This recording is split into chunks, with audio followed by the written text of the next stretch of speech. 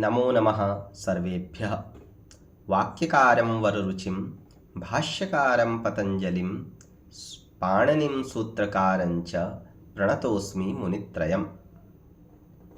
मित्राणि, अद्य वयं समासविषये पठामः। तर्हि को नाम समासः इति जिज्ञासा भवति।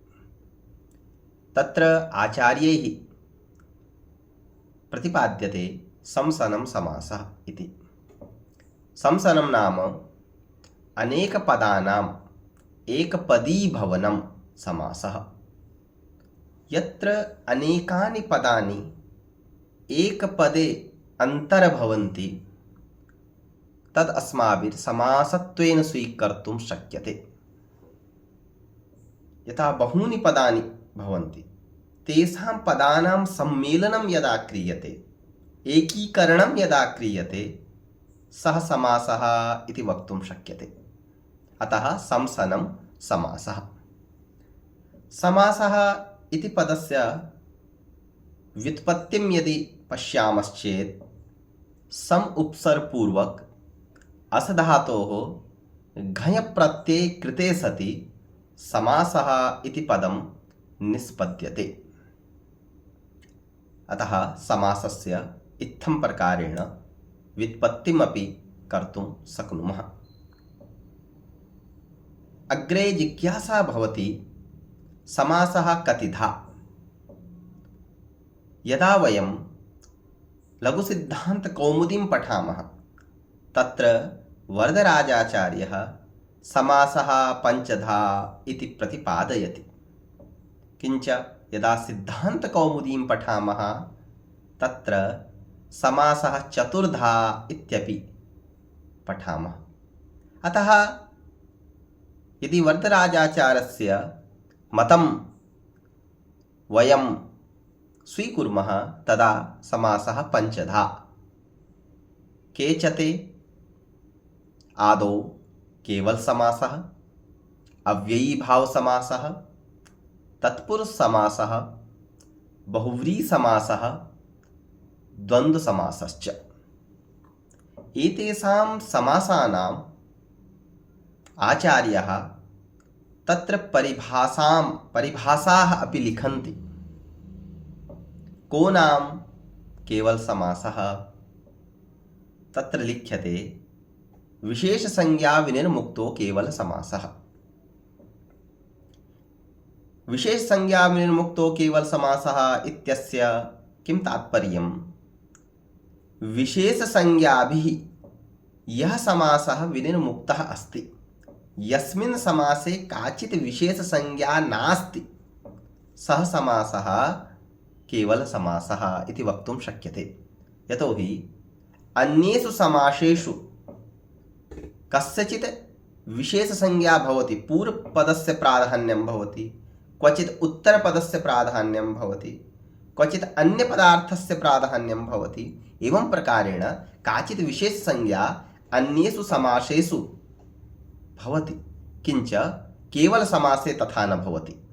अतः विशेषसंज्ञा विनिर्मुक्तः भवति। विशेषसंज्ञाभिः विनिर्मुक्तः यः समासः, सः केवलसमासः इति वक्तुं शक्यते। अतः तस्य उदाहरणमपि प्रसिद्धम् उदाहरणमस्ति भूतपूर्वः। पूर्वं भूतः भूतपूर्वः इति प्रसिद्धम् उदाहरणं केवलसमासस्य तत्र आचार्येण लिख्यते। द्वितीयः समासः अस्ति अव्ययीभावसमासः। अव्ययीभावसमासस्य विषये लिख्यते प्रायेण पूर्वपदार्थप्रधानो अव्ययीभावः। प्रायेण पूर्वपदार्थप्रधानः अव्ययीभावसमासः भवति। इत्युक्ते यस्मिन् पदे पूर्वपदार्थस्य प्राधान्यं भवति, तादृशः समासः अव्ययीभावसमासः। यथा उदाहरणम् अधिहरि। कस्मिंश्चिदपि समासे पदद्वयं तु भवत्येव। अतः यस्मिन् समासे पूर्वपदस्य प्राधान्यं भवति, न तु उत्तरपदस्य, तादृशः समासः अव्ययीभावसमासः। अधिहरि, अत्र हरौ इति इति विग्रहः भवति, लौकिकविग्रहः। किञ्च अधिहरि इति रूपं सिद्ध्यति, अन्तिमे समस्तं पदम् अधिहरि भवति। अत्र अधि इति अव्ययपदम् अस्ति, तेन एव तस्य एव अव्ययपदस्य अत्र प्राधान्यमस्ति। अतः पूर्वपदार्थः अत्र अधि, तस्य प्राधान्यत्वात् अत्र अव्ययीभावसमासः। विस्तरेण तु पठामः एव, किञ्च अत्र किञ्चित् व्याख्यानं करोमि, किञ्चित् व्याख्यामि। अतः अधिहरि इति अव्ययीभावसमासस्य उदाहरणम्। एवमेव को नाम तत्पुरुषसमासः? तत्र उच्यते प्रायेण उत्तरपदार्थप्रधानस्तत्पुरुषः। प्रायेण उत्तरपदार्थस्य प्राधान्यं यत्र भवति तत्र तत्पुरुषसमासः इति अस्माभिर्ज्ञातव्यः। यतोहि राजपुरुषः इति प्रसिद्धम् उदाहरणम् अस्ति, सर्वे जानन्त्येव। राज्ञः पुरुषः राजपुरुषः। राजपुरुषः इत्यत्र पुरुषशब्दस्य अत्र प्राधान्यमस्ति। अस्मिन् समस्तपदे पुरुषशब्दस्य प्राधान्यं न तु राजशब्दस्य। अतः पुरुषशब्दस्य प्राधान्यत्वात् उत्तरपदार्थप्रधानः अयं समासः। अतः तत्पुरुषसमासान्तर्गते उदाहरणम् इदम् अन्तर्भवति। एवमेव गङ्गायाः जलं गङ्गाजलम्, एवमेव अनेकानि उदाहरणानि तत्पुरुषसमासस्य विद्यन्ते। तत्पुरुषसमासस्य एव भेदः कर्मधारयः, कर्मधारयस्य भेदः द्विगुः इत्यपि तत्र प्रतिपाद्यते। अग्रे चतुर्थः समासः अस्ति बहुव्रीहिसमासः। बहुव्रीहिसमासः इत्यस्य का परिभाषा? तदा लिख्यते प्रायेण अन्यपदार्थप्रधानो बहुव्रीहि। अन्यपदार्थस्य प्राधान्यं यत्र भवति तत्र बहुव्रीहिसमासः इति ज्ञातव्यः। न तु पूर्वपदार्थस्य प्राधान्यं, न तु उत्तरपदार्थस्य प्राधान्यम्, अपि तु अन्यपदार्थस्य प्राधान्यं यत्र भवति। यथा उदाहरणं, प्रसिद्धम् उदाहरणम् अस्ति पीताम्बरः। पीतानि अम्बराणि यस्य सः पीताम्बरः, भगवान् विष्णुः। अत्र पीताम्बरः इत्यत्र पीतशब्दस्यापि प्राधान्यं नास्ति, अम्बरशब्दस्यापि प्राधान्यं नास्ति, अपि तु अन्यस्य भगवतः विष्णोः प्राधान्यमस्ति। अतः पीताम्बरः इत्यनेन भगवतः विष्णोः ज्ञानं भवति। अतः अन्यपदार्थप्रधानः बहुव्रीहिसमासः इति अस्माभिर्ज्ञातव्यः। अग्रे अन्तिमः समासः अस्ति द्वन्द्वसमासः। प्रायेण उभयपदार्थप्रधानो द्वन्द्वसमासः। प्रायेण उभयपदार्थप्रधानः यः भवति सः द्वन्द्वसमासः, अपि तु उभयपदस्य प्राधान्यं यत्र भवति, पूर्वपदार्थस्यापि प्राधान्यं भवति, उत्तरपदार्थस्यापि प्राधान्यं भवति, तत्र अस्माभिर्द्वन्द्वसमासः इति अवगन्तव्यः। यथा रामलक्ष्मणौ, रामश्च लक्ष्मणश्च रामलक्ष्मणौ। अत्र रामपदस्यापि प्राधान्यमस्ति, लक्ष्मणपदस्यापि प्राधान्यमस्ति। अतः उभयपदार्थप्रधानो द्वन्द्वसमासः इति उच्यते। एवं प्रकारेण समासः, ये पञ्चधा समासाः तत्र प्रतिपादिताः सन्ति, तस्य प्रत्येकं समासस्य परिभाषा अस्माभिः अवगन्तव्या। किन्तु अत्र प्रायेण इति उच्यते। प्रायेण नाम अधिकांशरूपेण भवति, सर्वत्र भवति इत्येव नैव चिन्त्यं। यतोहि क्वचित् अपवादरूपाणि सूत्राणि अपि आयान्ति।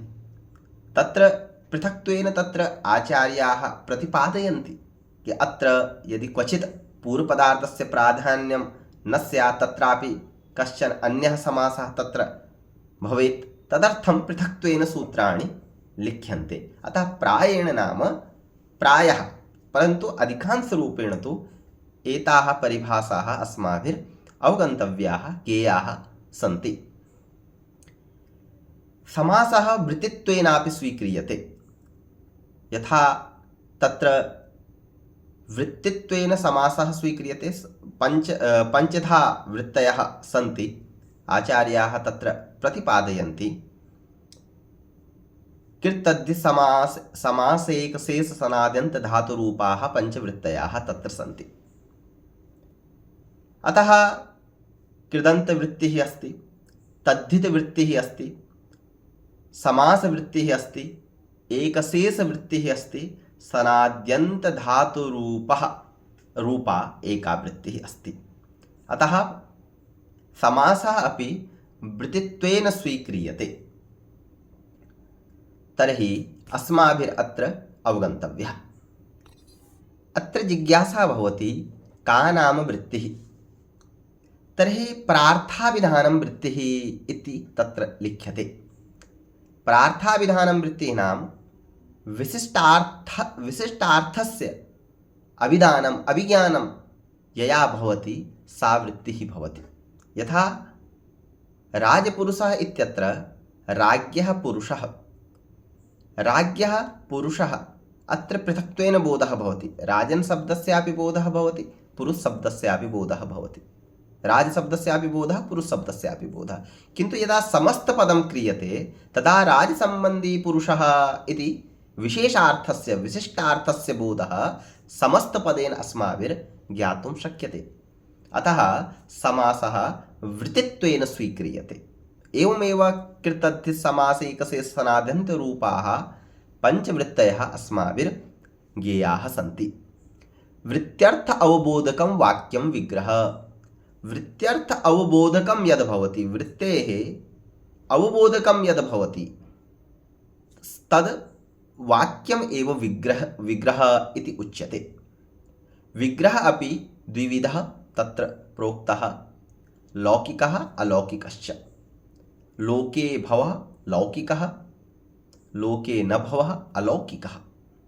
यथा राजपुरुषः इत्यत्र राज्ञः पुरुषः इति लौकिकविग्रहः, किञ्च यदा अलौकिकविग्रहं कुर्मः तदा राजनगस् पुरुषसु इति अलौकिकविग्रहः।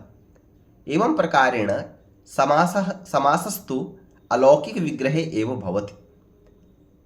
लौकिकविग्रहः तु लोकाय, किन्तु शास्त्राय तु अलौकिकविग्रहः एव अपेक्षते। एवं प्रकारेण अस्माभिर्विग्रहविषये ज्ञातव्यः। अस्य विषये विशेषचर्चां